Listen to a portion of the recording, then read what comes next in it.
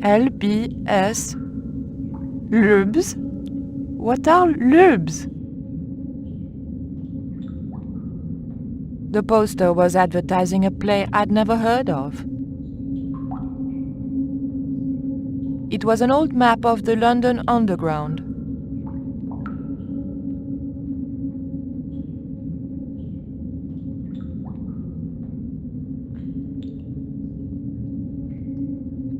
It was an old chocolate vending machine. It was a poster advertising holidays in Scotland. It was an old ticket machine. A sign read, "Tickets 3D."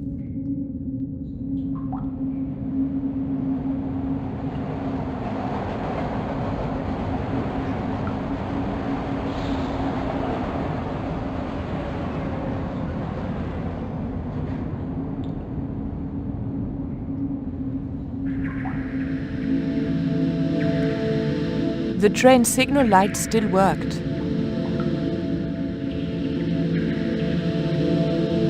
It was a maintenance cupboard.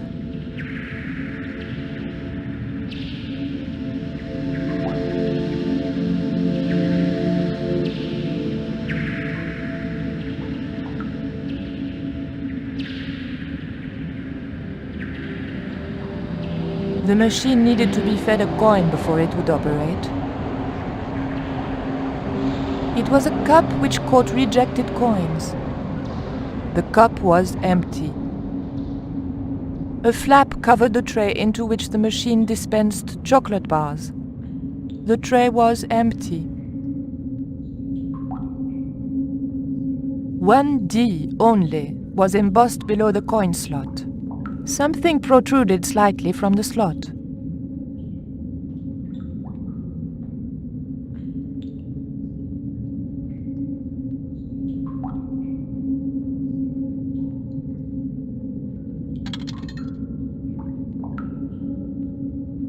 I pushed the hair clip into the slot and whatever was stuck there disappeared into the machine.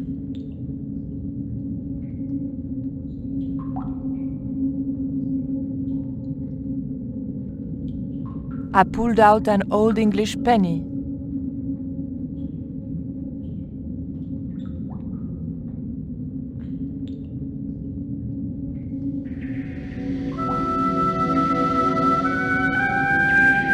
The penny was too large to fit into the slot.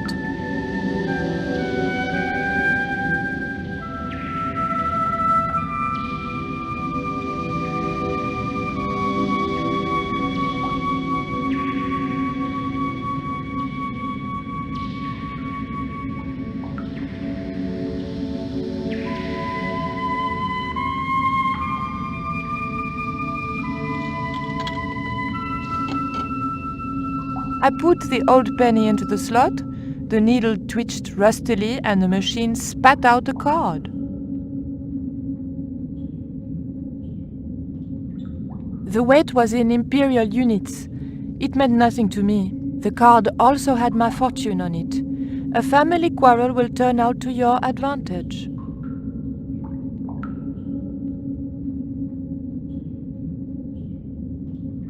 It looked just like the modern one. A latch lock stopped me getting into the cupboard.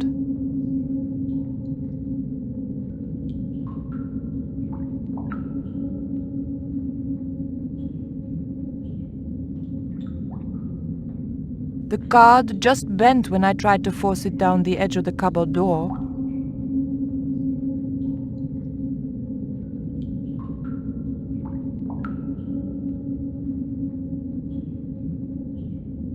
The blade of the dagger just fitted between the door and the soft wood frame. The door gave slightly and then held firm.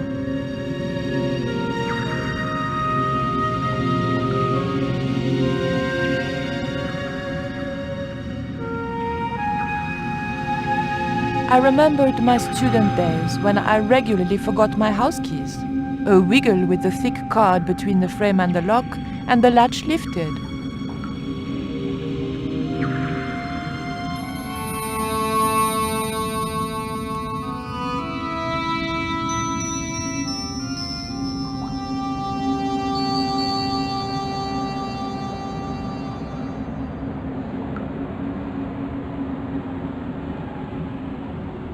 The train was my ride out of there. I could worry about not having a ticket when I got to the docks.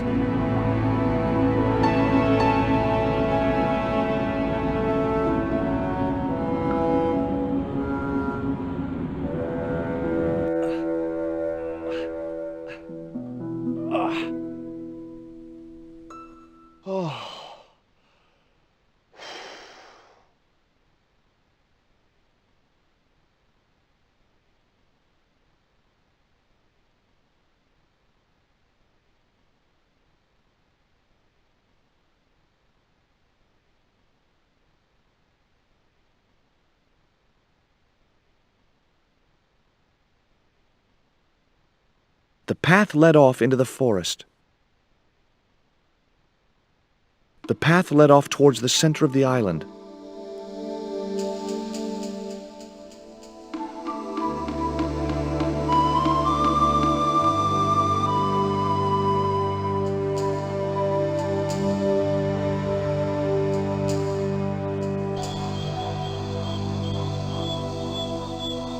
It was a stagnant swamp.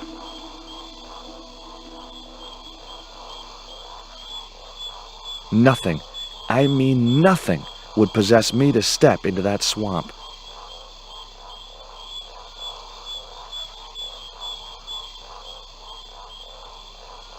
A clump of reeds grew out of the stinking swamp.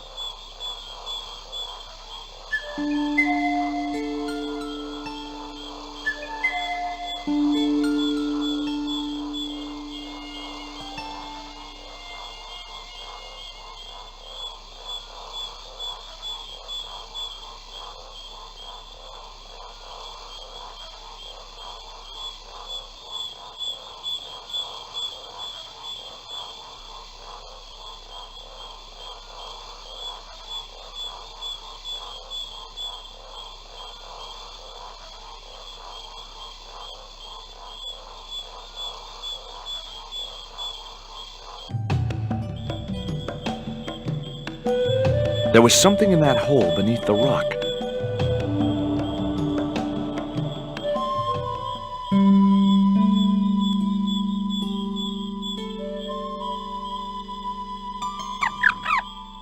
The end of the reed had been neatly bitten off. Now I knew what was living in there. A long-toothed, snarling, furry wild thing.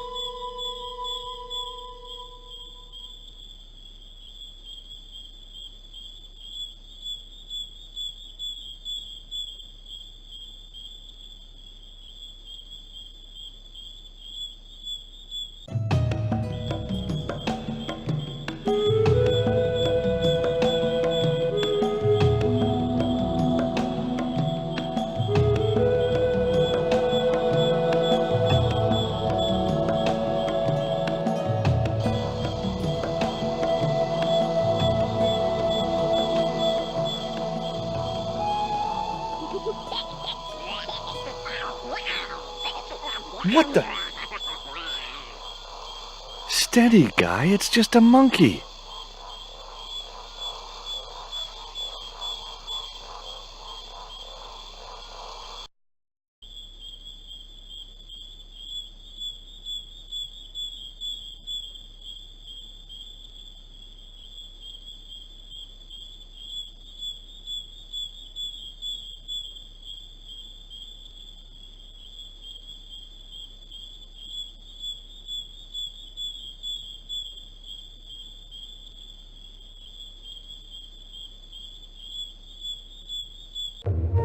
Hold on. I've been here before. Haven't I?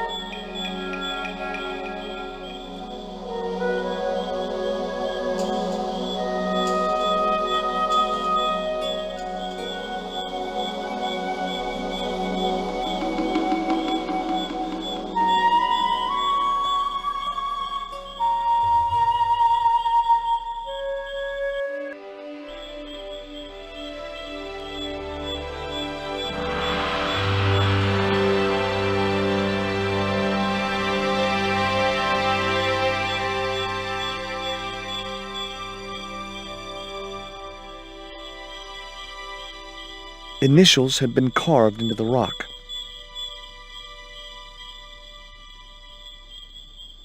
Initials carved into the stone read F.K.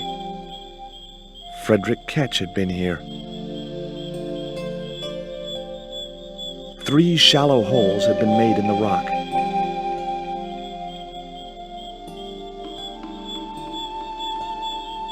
Joining the dots would make an equilateral triangle.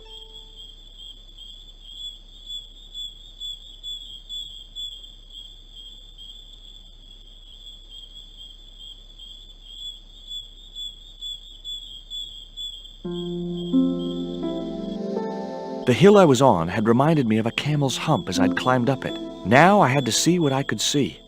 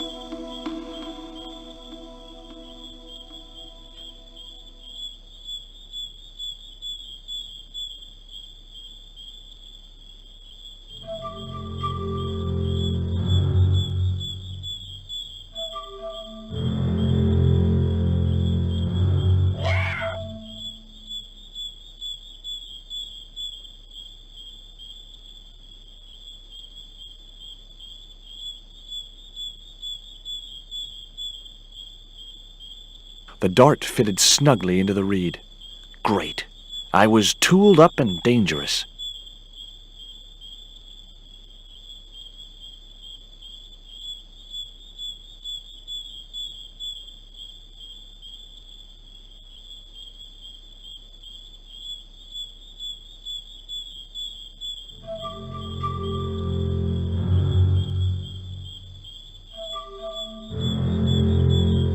I wasn't convinced that was the right...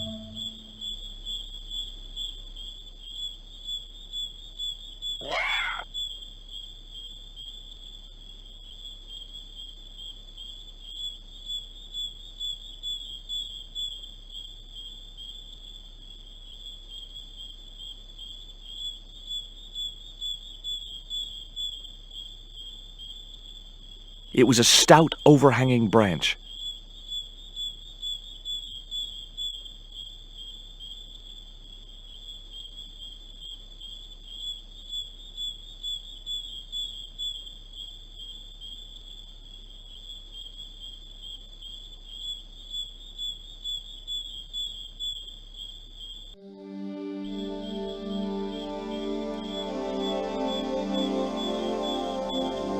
It was a needle of rock in the middle of the clearing.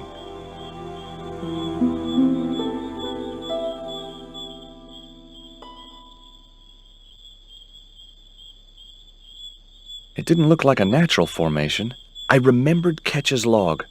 For is it not writ that 'tis easier for a camel to pass through the eye of a needle?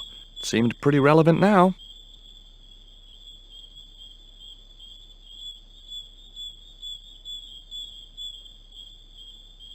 The creeper just came away from the rock as I pulled it.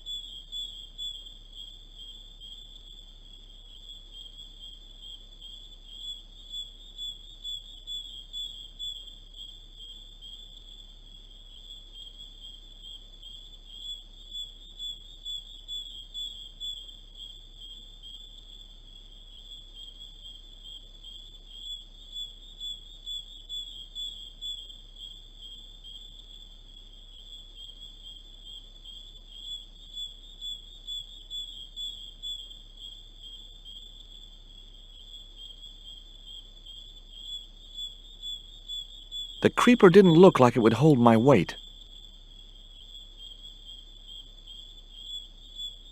It was a needle of rock in the middle of the clearing.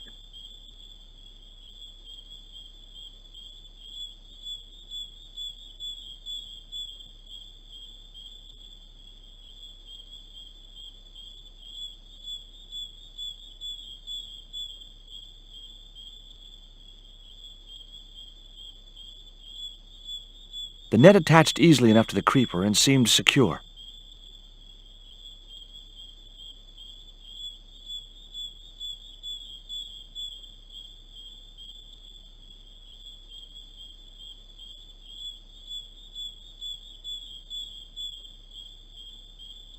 No good. I'd have to be bitten by a radioactive spider before I stood any chance of getting up there.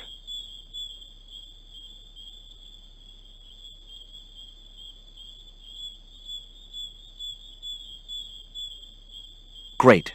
I'd created some sort of creeper marker fishing net assembly. Sometimes I terrify myself with my creative genius.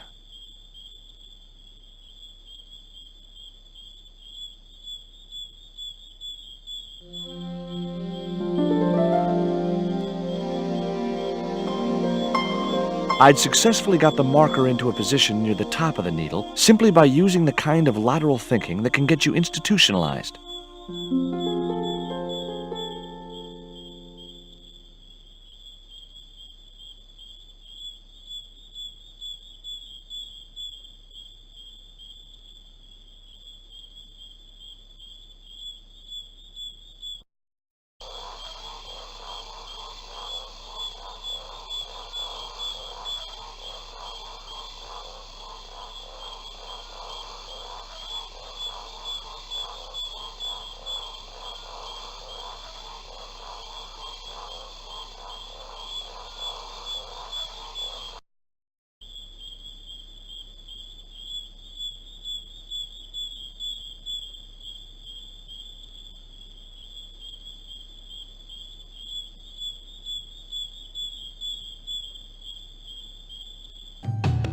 What is this? The magic forest of deja vu or something?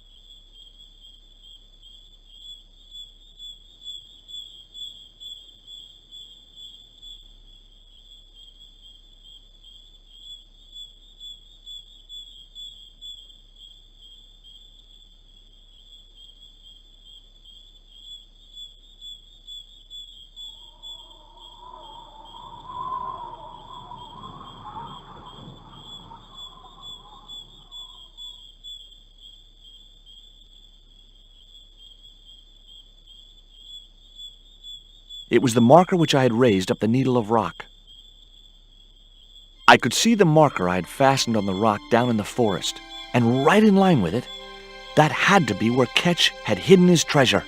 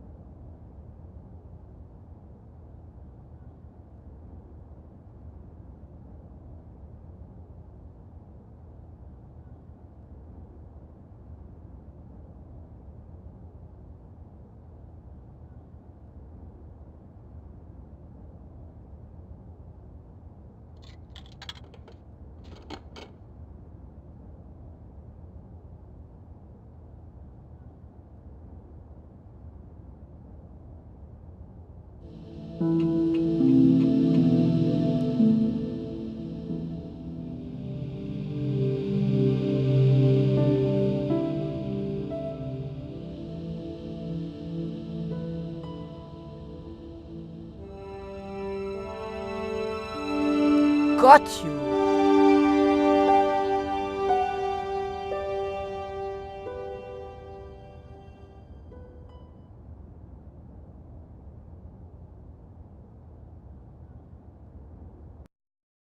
But the collar woman was there. They'll know it was me. But you have the stone. The right stone, you're sure? Yes, of course, it's the Jaguar stone. No possible mistake. Here it is. Karzak, please. The police will be looking for me soon. You're going to get me out of the country, aren't you? Stop your whining, Ubier. Do you have any idea what this stone symbolizes? I thought you just wanted it to frighten the natives. Fool. I intend to cast this stone into the sea. But why? It's unique. Exactly. With it gone, the Mayan priest's plan to destroy Tezcatlipoca cannot succeed. I can assure you that Tezcatlipoca is a mythical figure. Such a small mind you live in. Tezcatlipoca is real. I have seen him in my dreams. We have spoken of his plans for this world. We have spoken of your part in these plans. My part? He told me you would be useful. He told me how to crush your spirit by turning you to drugs. My wife died. You know that full well. She was my world, my everything. And now, you are no longer useful. She called out your name as she died, you know? What? What are you saying? And then they thought you'd done it. It all worked perfectly. You? It was you? You bastard! You monster! For the love of God, Karzak! Which one?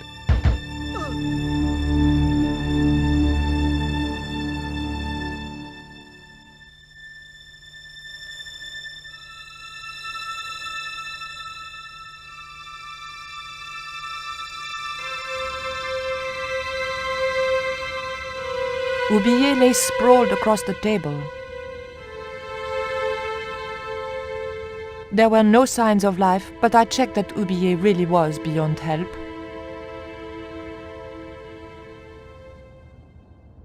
It was the Jaguar stone that Ubier had stolen from the museum. It was identical in size and shape to the Coyote stone. A stylized carving of a jaguar decorated one side. We were going to need the stone to thwart Karzak. I knew Ubier would have approved. It was the Jaguar stone, all right.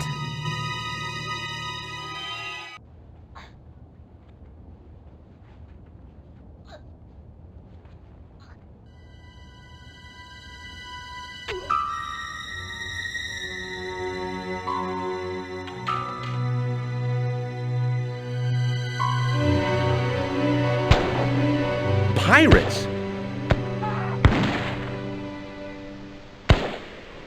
I was about to make good my escape when... Cut! Who the hell are you? I can explain everything. Don't bother.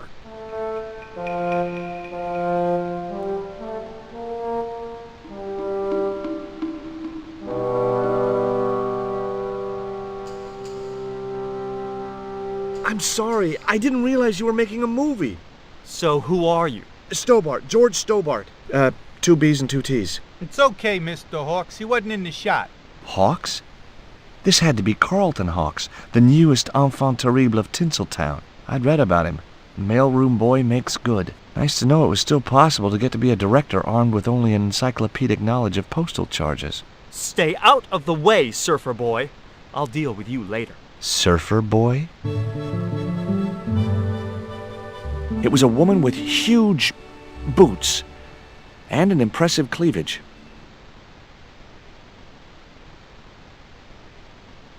Hey there, I'm George Stobart. Well, hi, handsome. You're cute. I wish it was you playing the lead male instead of that kid. I can't act, ma'am. So what? I bet you can kiss. I couldn't believe I was having this conversation with a real movie star. What's it like sharing the spotlight with an actor who's young enough to be your son? What do you mean? What part are you playing? Pirate Babs, the ruthless and passionate lady buccaneer. It's a great part. I get to kiss a lot, and I kick ass. Like the boots? What do you think of these? Ew, they're awful. You have no idea how much you've just gone up in my estimation.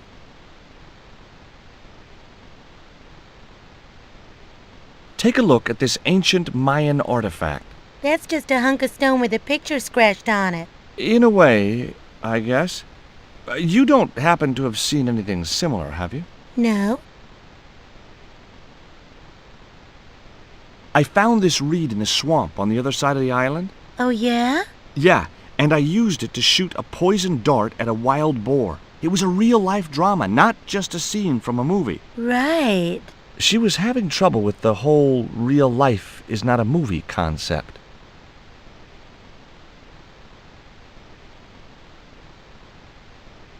The kid looked more like a common street punk than a movie star.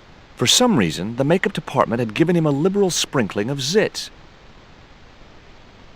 Hi there, George Stobart. Uh-huh. Yeah. Haiku McEwen. Is your name really Haiku? Yeah. It was my mom's idea, okay?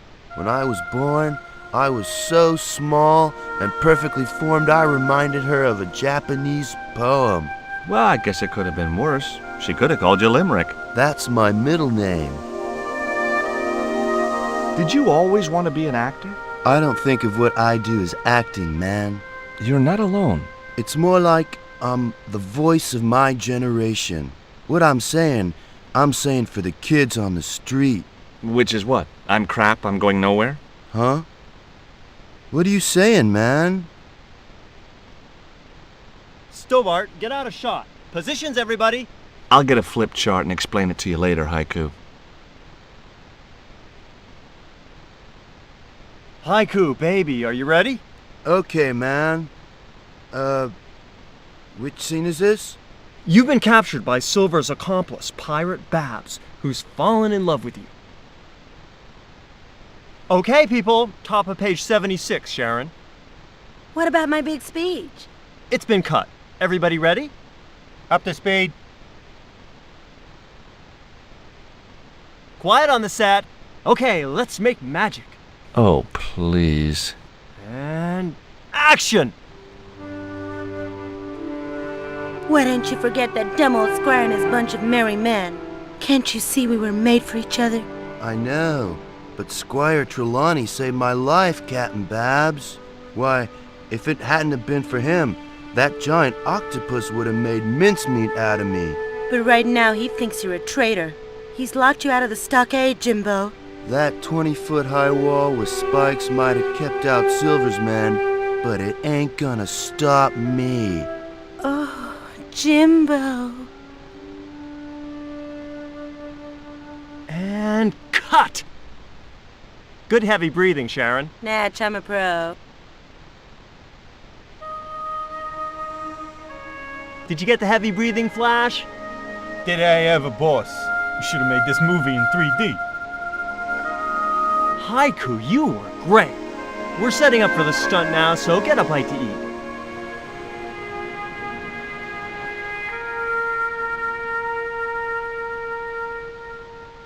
Savage, on set, damn it.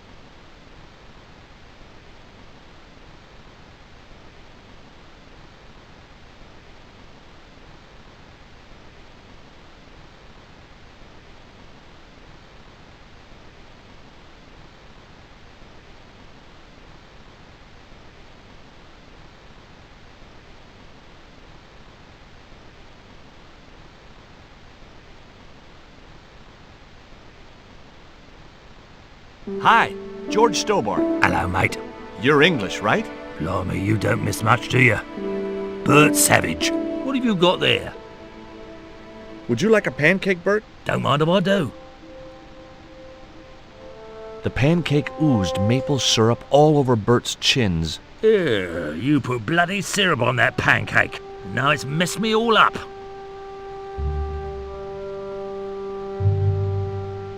How long have you been in the movie business? Flipping years, mate.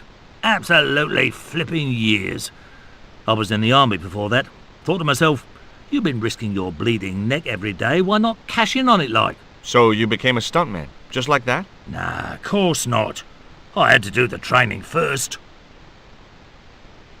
What training does a stuntman do? First they told me to stand in the road. Then they rammed me down. Straight up.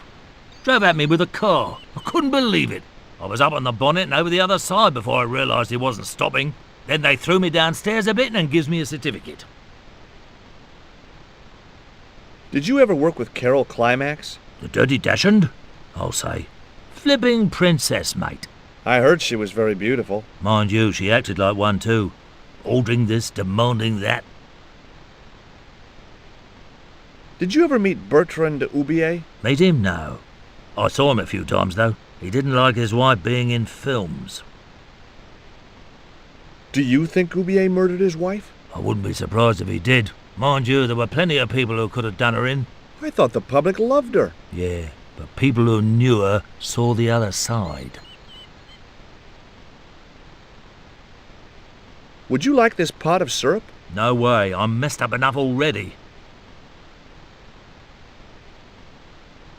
Have you ever seen anything like this before? What's that, mate? Stone axe? No, it's just a piece of polished stone. Very nice indeed. Shine it up a bit, you get a few bob for that.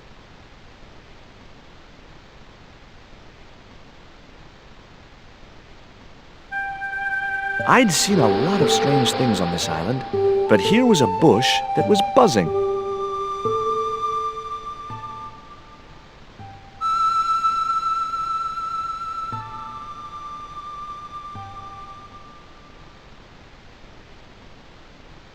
The bun was so stale it felt like a small rock.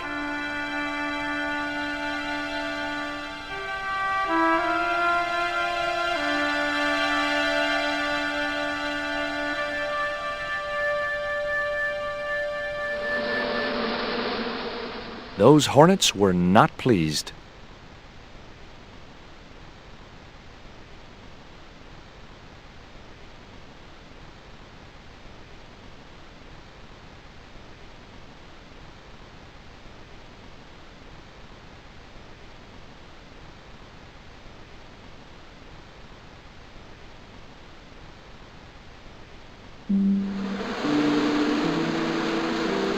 Get that camera rolling. This could be good.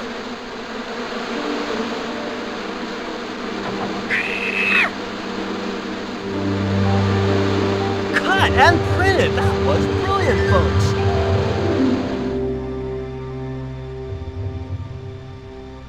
Okay, the next scene is down on the beach. This is where Hawkins finds the treasure in the Cave of the Crabs. Would those be giant killer crabs by any chance? Giant mutant killer crabs with attitude. There it was, the rock I'd seen from the camel's hump. Now that I was close up, I could make out a small cave near the top of the pillar.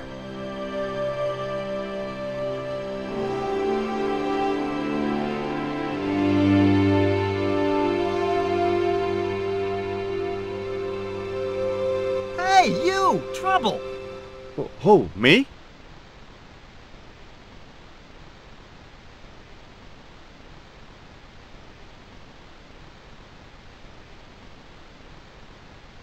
I want you to stay right where I can keep an eye on you. I'm not one of your lackeys, Hawks. I go where I like. Not here, you don't. The movie company has rented this island for the duration. You're trespassing. Do as you're told or you're gone.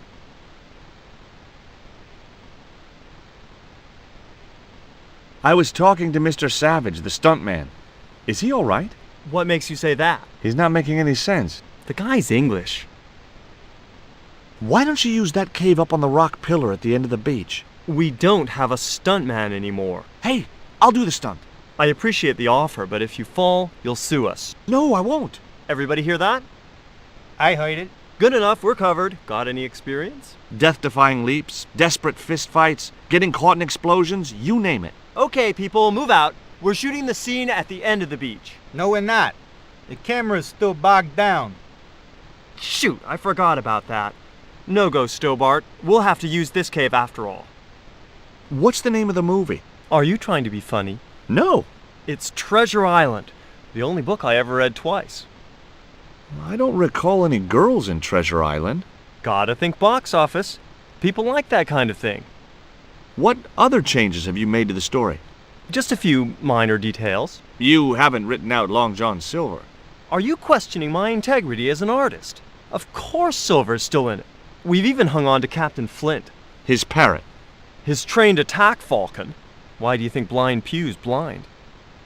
Did you say you've changed the ending of the story? That's right. Do they find the treasure? Yeah, but that comes later, after they've escaped the volcanic eruption. A volcano? Sure.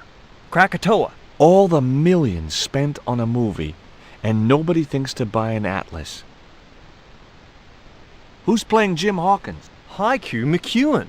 Oh, don't tell me you've never heard of him. I don't go to the movies too often. Jeez. Haiku is only the hottest teen star in Hollywood. That's why we're on such a tight schedule. Gotta film the close-ups before he hits puberty. You don't look happy. Why should I be happy? Look at that cave.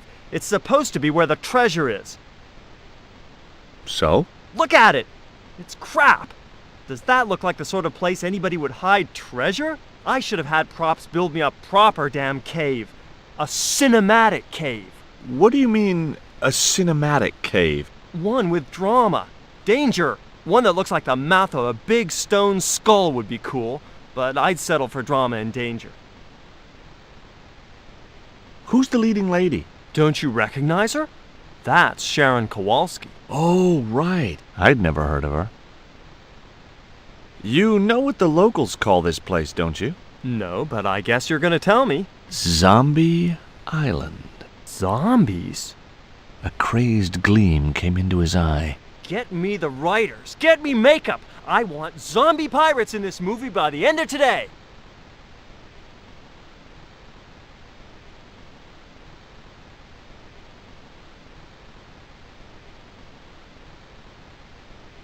The cave mouth was huge. It looked like an obvious place to hide treasure, and that was probably why it wasn't the one Ketch had chosen. The little tent was like a canvas outhouse.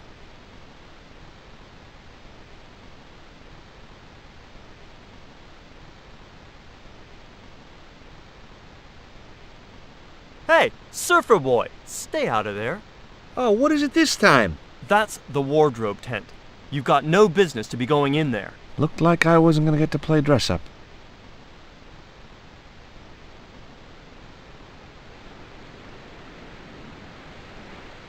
It was Flash.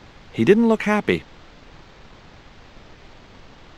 Hi, I'm George Stobart. My name's Harris. Most people call me Flash. You're the cameraman, right? That's right. Why'd they call you Flash? You used to be a stills photographer? Nope. I decided not to pursue the subject. What do you think of Haiku McEwen? What's to think?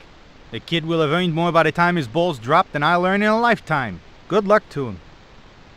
Mr. Hawks doesn't like that cave. He says it isn't cinematic enough. Well, that's just too tough. The camera's bogged down in the sand. If he wants the shot done today, it'll have to be that cave. There's a pretty good cave over on the other side of the bay. The one up in that finger of rock? We'd need a stuntman. You got a stuntman. We ain't got no stuntman. Bird injured his back doing that dumb wall jump.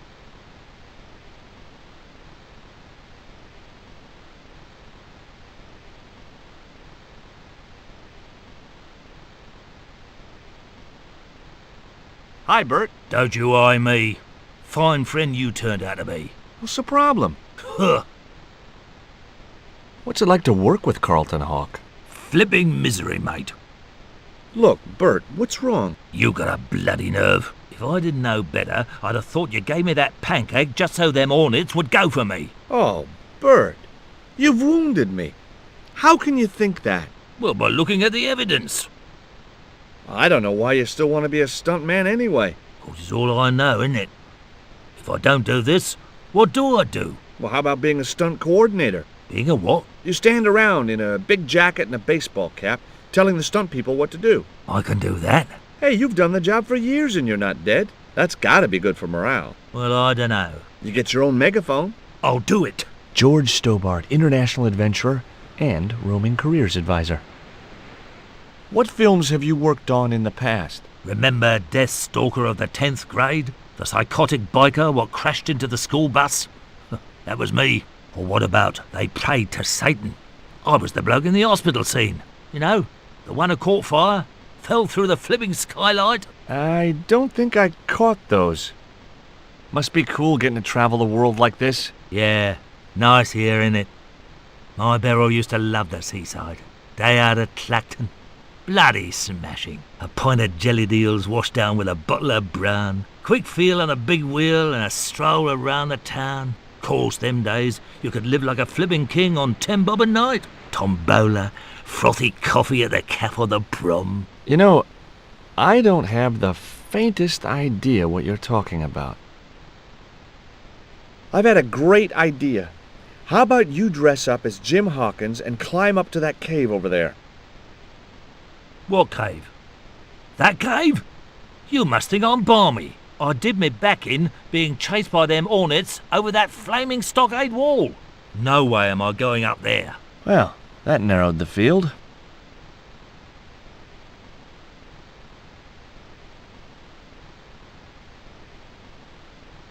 Hey, Haiku.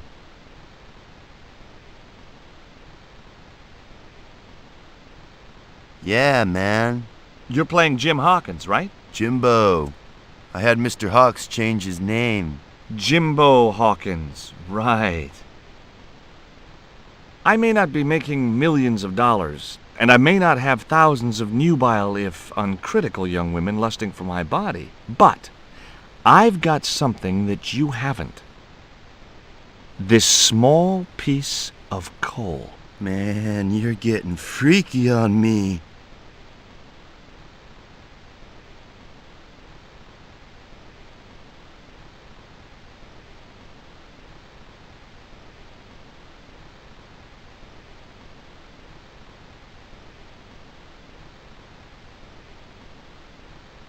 It was a portable movie camera.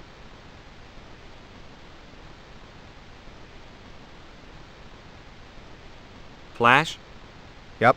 We can't film at the Needle Rock because the camera's bogged down, right? You got it, champ. So why can't we use the portable camera instead? You know, that's a pretty smart idea. I didn't know the first thing about using the camera. It was a portable movie camera.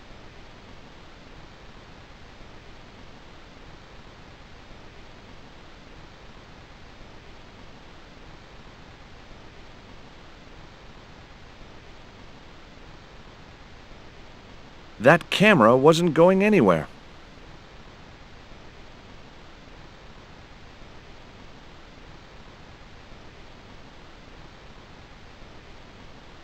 That camera wasn't going anywhere.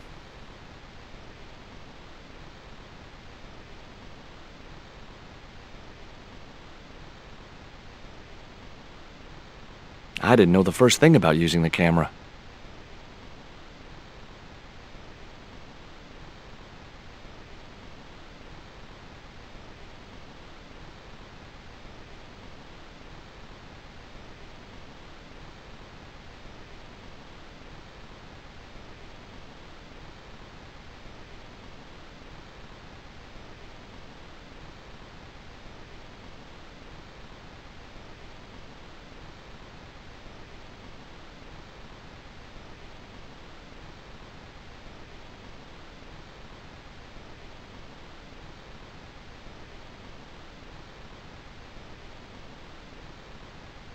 That can't...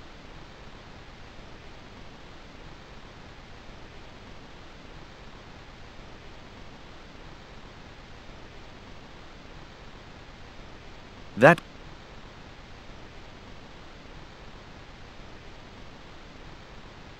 I didn't know the first... There was nothing else I want... I've been talking to the cameraman. He's got a portable camera. So? So you can use the cave in that rock pillar at the end of the beach. That's a dramatic cave if ever I saw one. We ain't got a stabilized harness for it. The camera'll wobble. Did D.W. Griffiths have a stabilized harness when he made Birth of a Nation? You're right, damn it. Hitchcock, Wells, none of them needed one. For crying out loud, Sam Raimi stabilized his camera on a plank. Props, get me a plank. We're gonna wing it. Hot dog. We're gonna do a cinema verite pirate movie. George, get to wardrobe. We're gonna make you a star. On my way.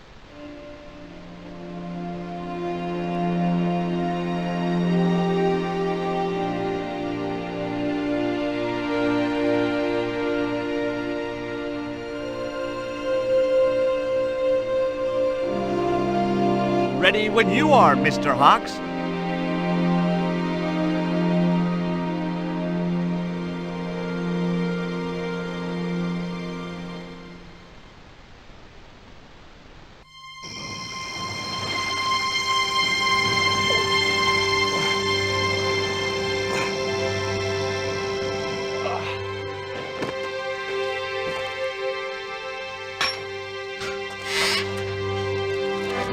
It was the stone which Ketch had captured from the Spanish. The Eagle Stone.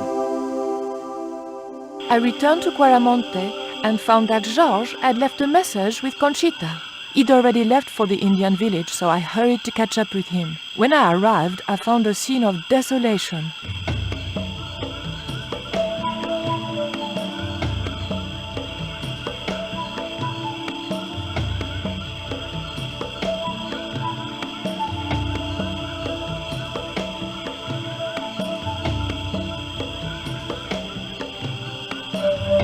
These sunglasses are Georges. Georges, where are you?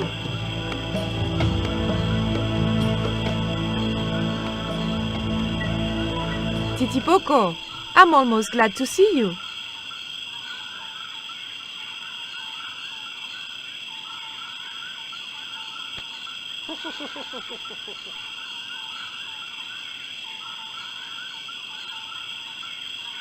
You little asshole! What happened here? Are you responsible for this? And where's Georges? Have you seen him? He was pointing to the remains of a burned-out hut.